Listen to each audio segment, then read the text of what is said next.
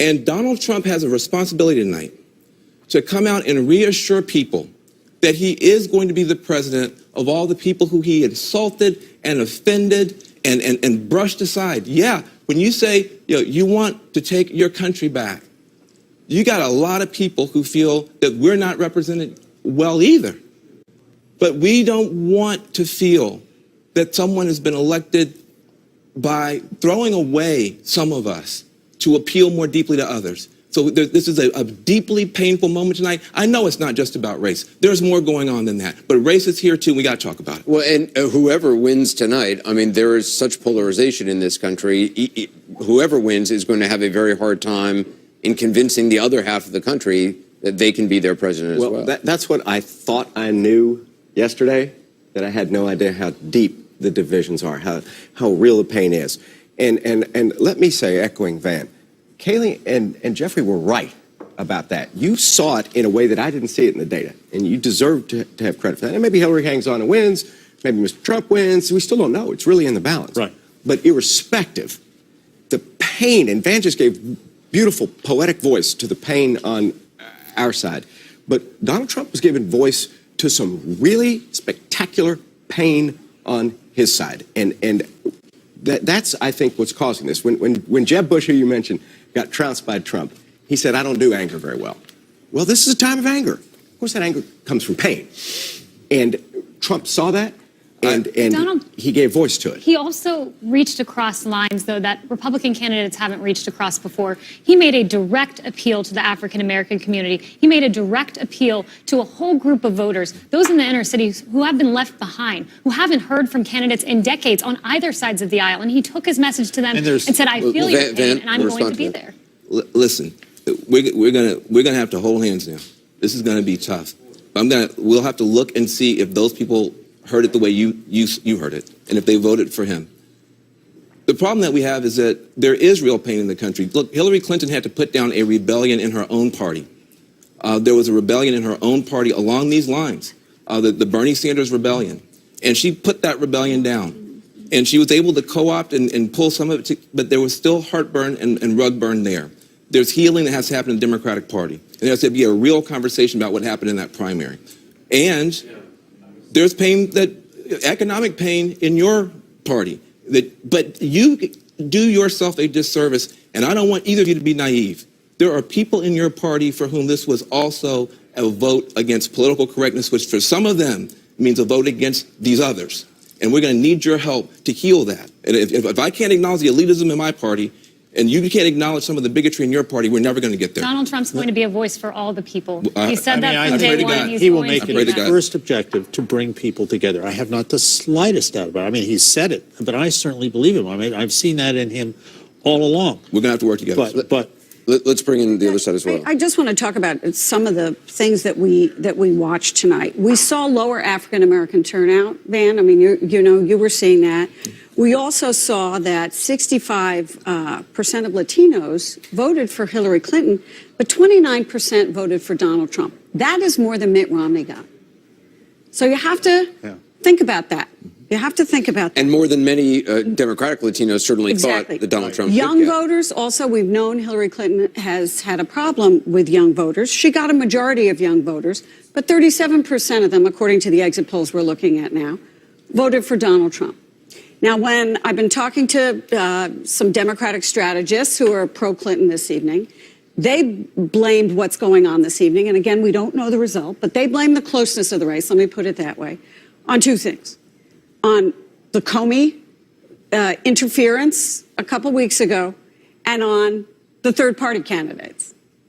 And I've been communicating with them saying that's not enough. Isn't it easy? Isn't it easy to just blame Comey for changing the conversation? David, as a Clinton person, let me say that's far too tactical. Exactly. There's something that's what I said. really big going on. Right. And There is an earthquake going on, and they're saying, well, it's a washing machine. Right. No, so you no, it's plate tectonic. So you combine it with the race issues, you combine it with rural Americans who came out and voted, the sort of Brexit, hidden voters. You combine it with class issues, which were so important. Well, there's a reason this is going on all over the world. Right. The fact is that there are convulsive, sort of revolutionary changes going on in our economy. that are driven largely by technology and globalization, that have benefited, that have grown economies and have benefited some people and have displaced others. And for not just a few years, but for several decades, politicians have been acknowledging this and saying, we're going to do something about it. And people don't feel as if that's happening. And meanwhile, all of these forces churn at a faster pace. So you see the same kinds of forces in Britain, in Germany, in France. But it's so interesting. I mean, Michael Mercado, David was on the program the other night talking about how, well, the polling here is better than in England, where they didn't know what the Brexit result was going to be. Clearly, if this path continues that Donald Trump is on and he becomes the next president, and this is, to Kayleigh's point, a Brexit-like effect, the polling missed it. Yeah. Can I amend my comment? Yeah. I've immersed myself in all of that data and have talked extensively about it here and on radio for weeks. The only poll that I'm aware of that nailed it, perhaps, I want to stay in my lane because it's not over yet, is that USC LA Times Dornsife survey, which, different than all the others, had the same sample group. They had 3,000 people, and instead of going to a new sample group each and every week, they went back to the same 3,000. Let me say one other point, if I might, to what Van has said. Whether it's tonight or whether it's tomorrow, whenever this wraps up, we are about to listen to the most consequential acceptance and speech of someone who lost an election, whoever may wear those crowns. And wow, is there a real need for leadership from those folks now to extend olive branches, whomever wins, and try and put this together. Donald Trump early on during the primaries would say a lot in interviews that he can be presidential, he can change his tone. He, in Palm Beach, is a different person than he was elsewhere. And I think we're going to see as a country what, if in fact he takes the Oval Office, what that actually means. Looks like. And we've seen some of that, right? In these last couple of weeks or so, he was teleprompter Trump.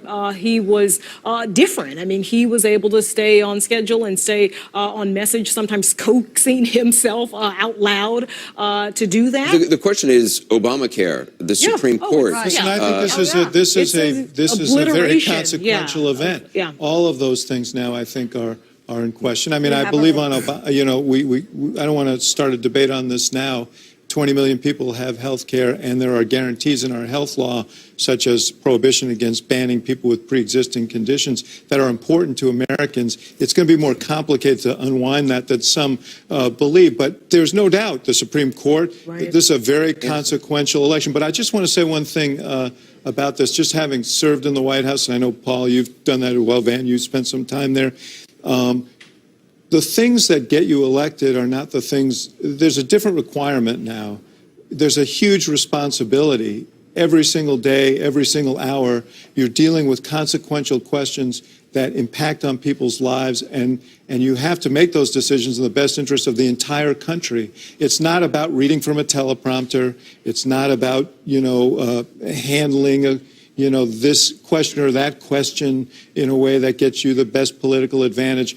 These are life and death, grave questions for people in this country and around the world. This is a big responsibility. And if there is a Republican Senate and a Republican House and a Republican president, the question is, how will they work together?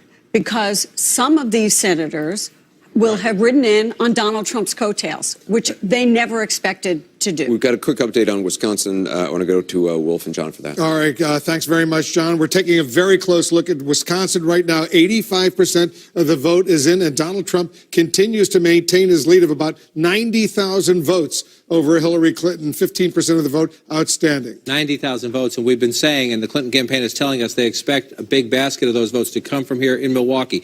Now, this is what we have right now, 87%. We've been stuck there for some time. We're waiting for the feed to come in here, but on the Secretary of State's website, they have updated the numbers in Wisconsin. Forgive me for coming across. I'm left-handed. One of the perils of being left-handed on a night like this, but here are the latest numbers. You see Clinton at 214 right there. The new numbers are 235.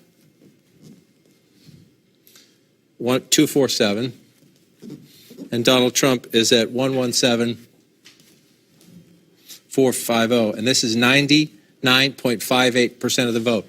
She made up a very tiny. This is what, if you look at the map here, this is now 117,000 vote difference in Milwaukee.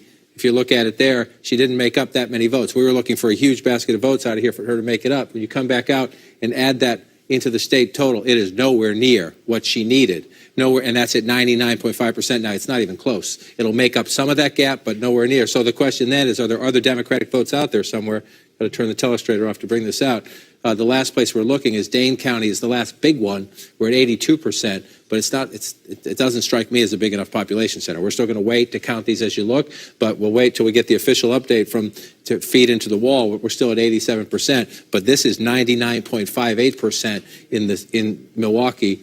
And you simply do not, the question was, could she have this giant leap in the math out of Milwaukee County, in the spread out of Milwaukee County to make a big difference? And these numbers simply aren't enough to do that. Basically the same ratio as before. Right. Not much difference. Not much difference at all. Her ratio actually goes down a little bit to 62.5%. The main point is the math here, and it's just not enough. She makes up, in the vote count, she gains a little bit, but when you bring it out and you try to add it into that, We'll see what happens in Madison. That's a liberal Democratic stronghold in Wisconsin. Let's take a look at Michigan. Move over to Michigan. Still at 77% here, and it's a close race. And we're in the same calculation we've been in before. Again, when you talk to the Clinton War Room, they tell us, just relax.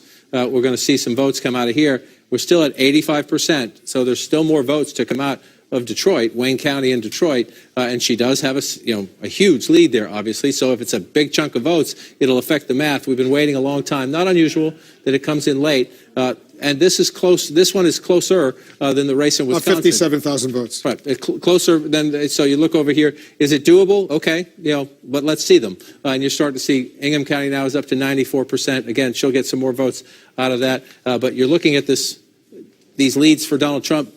They're relatively small, but they have been persistent and they have held. And the Wisconsin news, that Milwaukee news, to me is, we'll watch and see if the rest of this comes in. I'm just going to look, 84%, but it's nowhere near the population center of Milwaukee. So you see these Democratic areas where you still have some votes, but can they swing it enough to change that? That's almost a 4-point race or a 3-point race. I don't see it at the moment. We'll see when the rest of these votes come in, but you don't see the math there in the state of Wisconsin as you go through. So we've done Michigan, we've done Wisconsin. What about Pennsylvania? Sorry, I was just going to touch New Hampshire, which has been rocketing back and forth, 47.5 to 47.4. One thing, I was just in touch with some Republicans up here. I just want to show you. Derry, New Hampshire, it's out. We have no votes there. This was a very big area for Mitt Romney 4 years ago. The Trump people are telling me they expect to get a big run-up of the vote here. You move down here to Salem, New Hampshire. These are the two big population centers left. Again, relatively small towns in New Hampshire, but 2.5% of the state population there was a big Romney area. 2% of the state population here, also a big Romney area. The Trump people are very confident they're going to do very well in those two counties in New Hampshire. And so their expectation is that they can hold on. She's in the slight lead now. The Trump expectation is they can come back. We'll see if that turns out to be true. But again, another seesaw. Got a lead of about 25 votes. It's not very much. 25. This is what we're going through in New Hampshire right now. And here we are again back here. And you start looking at this right now. And another incredibly close state. The challenge becomes she's losing by about 50,000 votes. 50,000 votes with 96% of the vote. 96%. You look at a giant state like Pennsylvania, you think that's a pretty small lead. But you start looking, what's left? And we're at 100% here in a place she's winning. We're at 100% here in a place she's winning, but by nowhere near the margin she needed to win, which has been a consistent story throughout the night. Let's come out here. We're at 100% here in a place she's winning, but again by a very narrow margin. And so you keep asking, are there Democratic votes out there? Allegheny County was not this high the last time we checked. Yes, she's winning by a healthy margin there, but there's nothing left or not much left to count. And so you keep looking, you're looking at this map and you're saying, are there any here in the population centers? 93%, Lehigh County. She's winning, but not by a lot. There's some math there, enough to make up that lead. We'll watch Bucks County here in the suburbs. This is more populous. There are some votes here, but look how close it is. So, as the rest of the results comes in, if the margins stay the same, 99% is in Montgomery County, 95% in Chester County. Let's move closer in toward the city. Delaware County is up to 98%. The city of Philadelphia is up to 98%. Wolf, if you're looking at this map and you're thinking, where can I squeeze some more Democratic votes to make that up? My answer is, I don't know.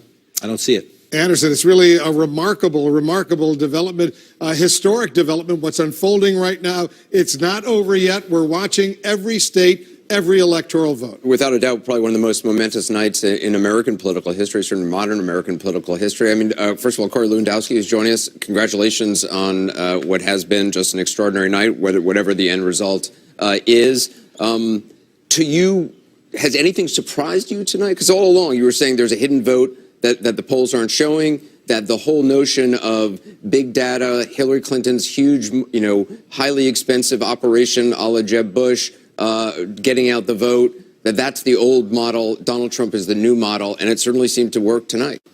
Well, what we're not talking about is how many offices Donald Trump has in the state of Florida. I guess it's not relevant anymore. What we are talking about is why did the electorate do what they did tonight? And I think what we have said from day one is that Donald Trump represents a fundamental change to Washington, D.C. And for 30 years, elected officials, both Republicans and Democrats, have made promises that they haven't kept.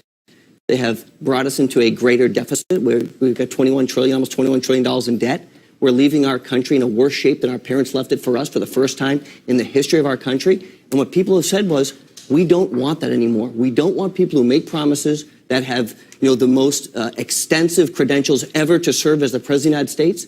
People don't want that. They want someone who's going to tell them the truth, that's going to go and do what they say they're going to do, to bring fundamental change, and let the people decide how the country is run. That's what we're seeing tonight, is the people have listened to what the media said. They've listened to the narrative of how great the other side was, how everybody is going to join, and how the Hispanics are going to come out in record proportion, how Donald Trump is a misogynist and a bigot, and all the things that we've heard the mainstream media talk about. And they've stepped back and said, you don't understand. We are tired of Washington, D.C. We're tired of broken promises. We're tired of people going there and forgetting about us. And we want wholesale and fundamental change.